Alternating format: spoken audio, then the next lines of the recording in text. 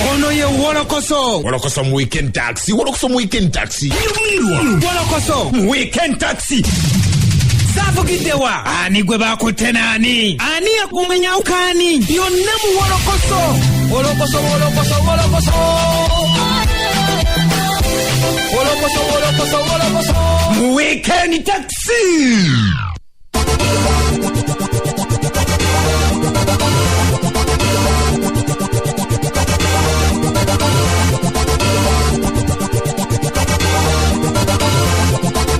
Kuchenda musambu.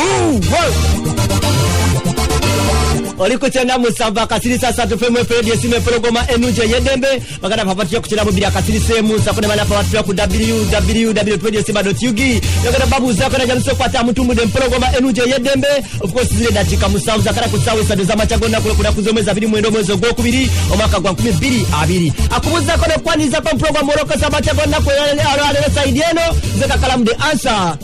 wo mulembe guno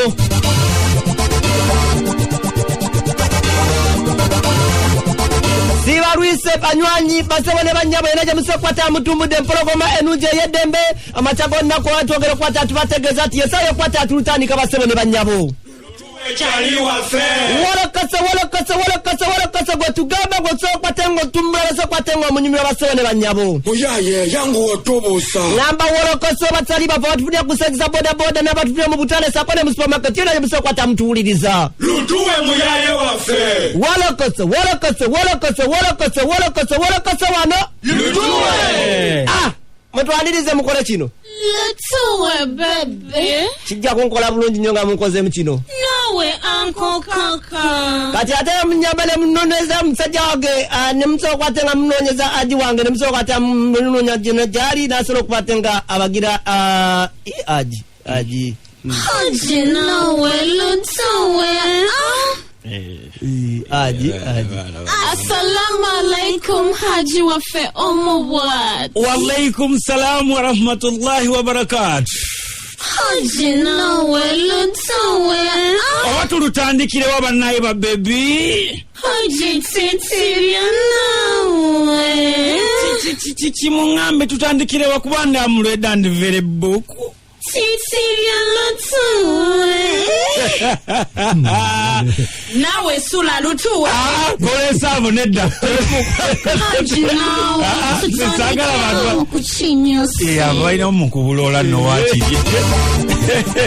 Kuchele musamba kasata femu mwafolori simbe mpola goma enunje yedebe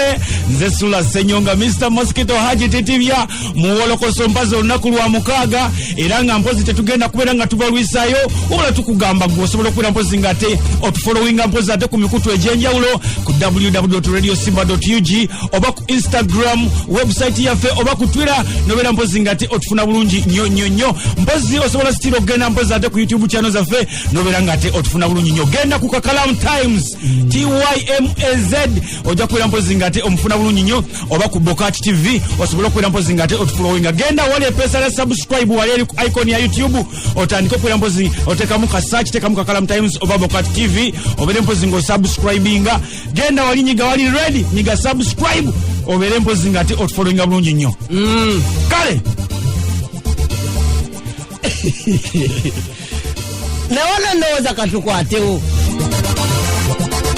Ebanga chekana libadali kunukiriza omwesi ndagumu nekitundu Buchanga rubuvu molutanika kuitingana Ngalula ganga nabekwe yagwa mu kibina kya timu no sleep ekimanyidwa nga TNS ekikulu omukulu amanyidwa nga Jeff Chiwa ono daye manager w'omuyimbi amanyidwa nga Shiba Kalungi era omuyimbi omukulu wetumanye mu kibina kya timu no sleep Bwono asiga kubatenga atambula nyonga bagamba nti Shiba Kalungi sakona muyimne manager amanyidwa nga Jeff Chiwa ababiri bano beba yaude ngeri yokwawukana mu ngeri yokwemanaginga atenga kino kigenda okubeerawo nga banywanyi bano ababiri bano Jeff Chiwa ne Shiba Kalungi bakakola pate makeke ngerene pate yali yakubatengereza ezo omukyala amanyidwa nga Shiba Kalungi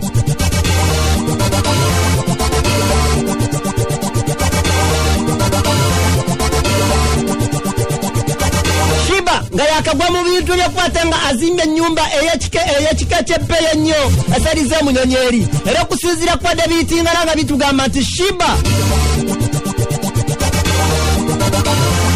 oluvuvumba lunene sako n'okwawukana kuno okwadde kuyitingana nti bamina ennyumba gye yali yavayo n'agamba nti eno ye yange era ye bino byesedde okukwata nga nfuna mu kuyimba kwe mmaze ebbanga nga nnyimba ennyumba nti ate kati Jeff yagimugyemu abula okusinziira ebbanga lino byonna ebadde biyitingana nga bamaneja b'abayimbi bano omuli Dirisa omuli Jeff Kiwa omuli Alani Kiwa omuli n'omwana amanyiddwa nga Kamara nga bali kye teryanyega abula kyaddaki Katonda nga wali omulamu Dirisa yamaze n'avaamu omwasi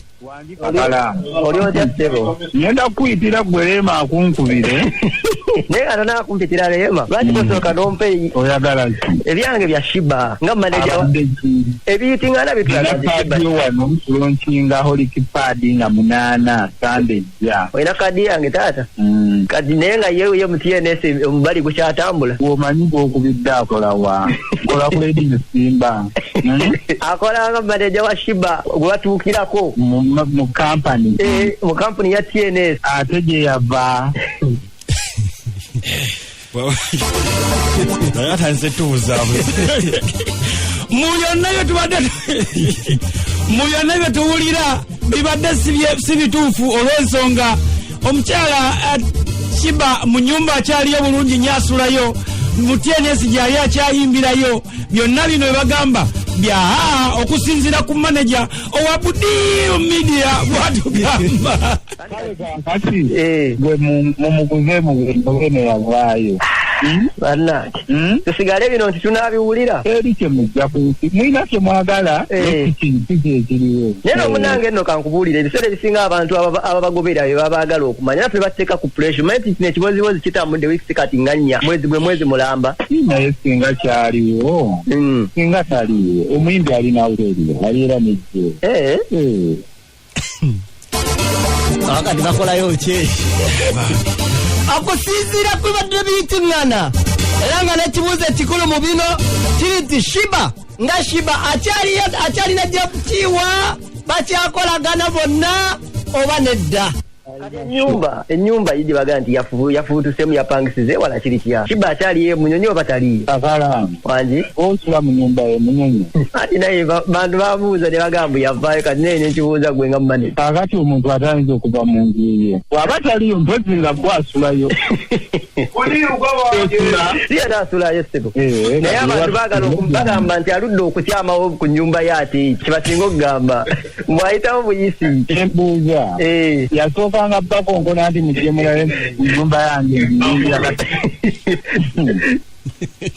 ono ye Wolokoso